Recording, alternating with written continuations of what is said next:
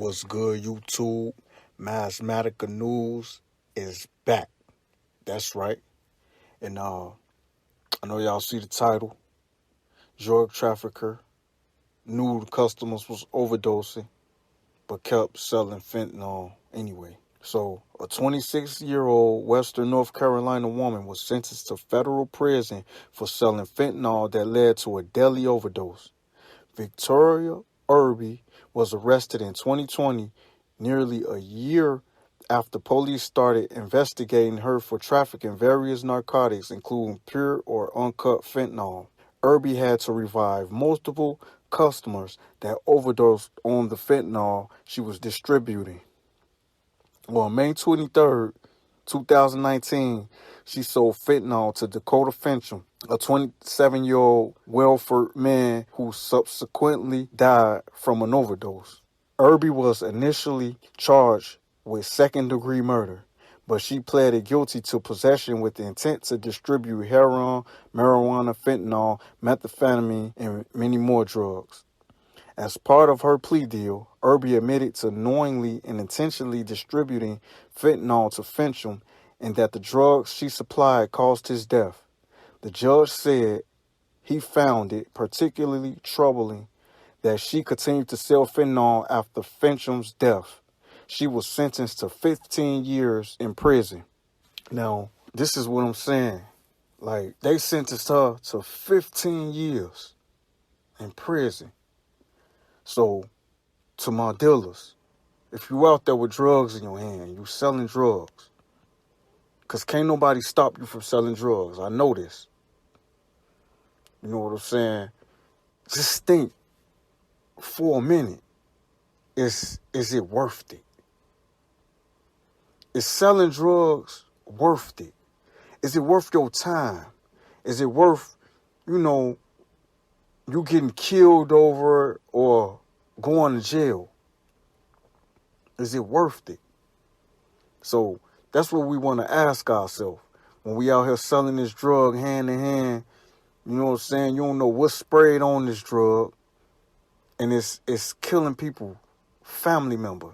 You know what I'm saying? Like it's taking people out left to right. So not only you have to watch out for the police, you got to watch out for the robbers. You have to watch out to see if your drug gonna kill somebody. You know what I'm saying? It's a deadly game. It's a deadly game we playing by selling these drugs. And you don't want that on your conscience. You know what I'm saying? I know we all dabbled in, well, not all, but I know a lot of us have dabbled in trying to sell drugs back then. And I had to really think about, wait a minute. What if I'm making somebody, family member, overdose? I'm messing up the community more. You know what I'm saying? Because I'm out here selling these drugs every day. So it's like you messing your community, you tearing your community down more. You know what I'm saying? It's already tore down. If you go to the hoods already it's shot. You know what I'm saying? The urban communities is basically shot. Most of it is from drug selling. And then we got to think about our kids, our family. You know what I'm saying? This girl got 15 years in jail, in prison. I don't know if she had kids or not, but what if she had kids? Who going to watch after your kid if you got nobody to watch after your kid because you want to sell drugs? You know what I'm saying? Grandmama, cousins, family members might watch after your kid, or guess what? It's worse than that. Your kid might go to a foster care.